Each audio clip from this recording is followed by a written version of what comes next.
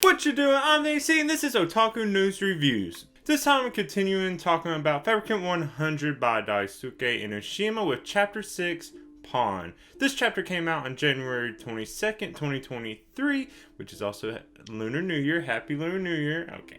It's also 19 pages, so the typical amount it looks like this manga's gonna have. Now, this chapter picks up with Luca pretty much telling Shibi he can't be the one to decide whether Shibi and 100 can join, with Shibi being a child and 100 being Fabricant.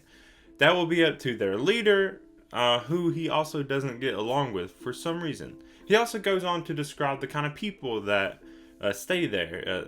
First, it's ordinary citizens that they're there to protect, which I assume is what he would want a Shiba to be, instead of joining him, who is a combatant, who actually is the one that goes out and fights the Fabricants. And then the non-combatants, who the leader apparently is.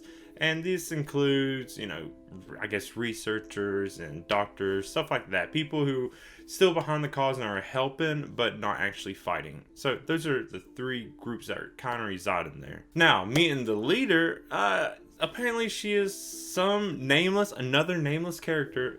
I don't know why. No name mentioned the whole time. If I missed it, I don't know how. I looked somewhere. But anyways, there's a girl that appears to be a Shibi's age, according to Shibi. To me, it looks like a adult. I don't know what's up. Also talks very adult-like, but that's also kind of typical with manga characters, especially children. They just seem smarter than real children. And then a quality you notice right away is this leader always seems to be right. It's apparently knew a Shibi and 100 going to want to join, and that Luca's attempt was just pretty much an annoyance, just getting in the way of what she already knew was going to happen.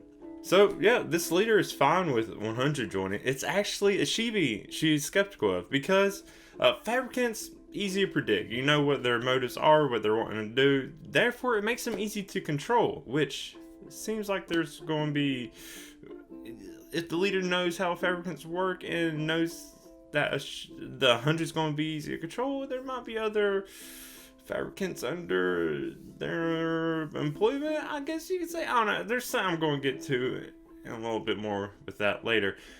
But a Shibi is skeptical, or she is skeptical of a Shibi because he has compassion, he's, good-hearted, all this stuff. And when it comes to actually needing to kill Fabricants, he can't sympathize with them. He needs to be able to kill them.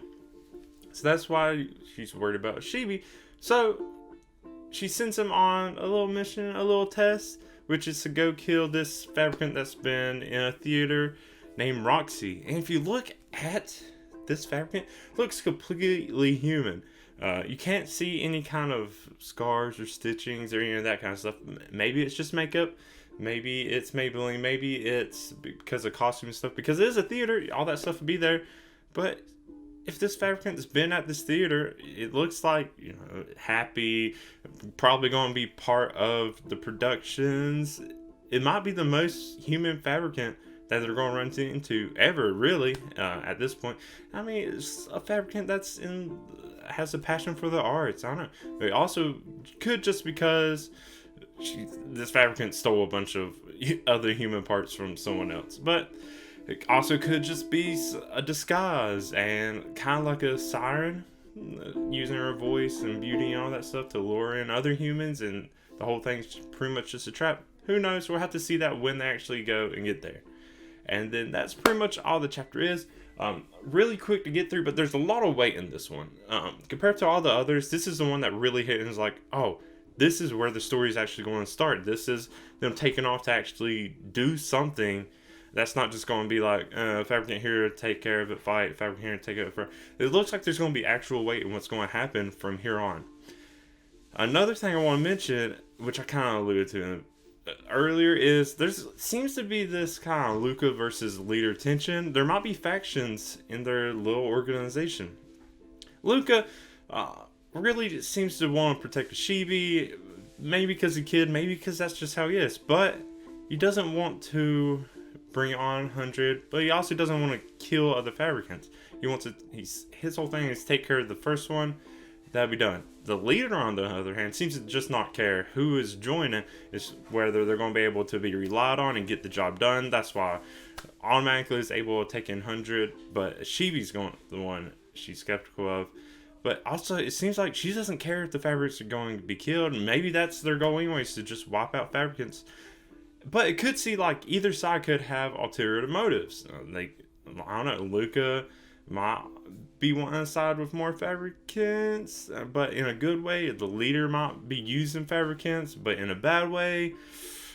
I don't know, but it definitely feels like there's some kind of rift in this organization that I'm going to be curious to see how it develops. But I can't help to feel something's going to happen more than what we're going to see. The last thing I really want to talk about is there's finally some kind of acknowledgement of who this other guy or kid is that's with Luca. There's a point where you see this kid like falling behind Luca and is thinking, is Luca a kid himself, just because of the way Luca acts. But you actually get to see a thought from him, and then you also get to see Ashibi kind of like look back and wonder if this kid also is able to force his way into the organization. There's some kind of acknowledgement finally who this kid is. What we don't get is a name. Why is there still no name yet? I want a name for this kid. Finally are getting somewhere in the story. I'm really excited to see where this goes. This is the best chapter for me so far. The one that's getting me most excited for the series. I thought it was going to be a lot more just straightforward. I'm glad to see it's a little more than what my expectations was, which is a good thing.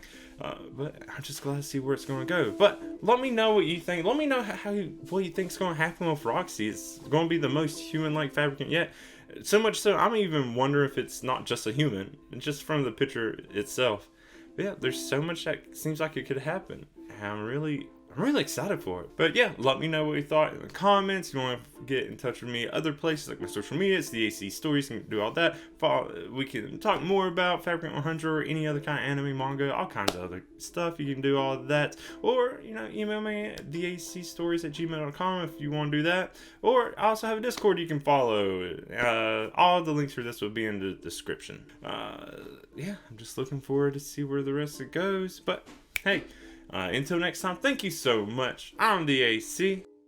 Bye.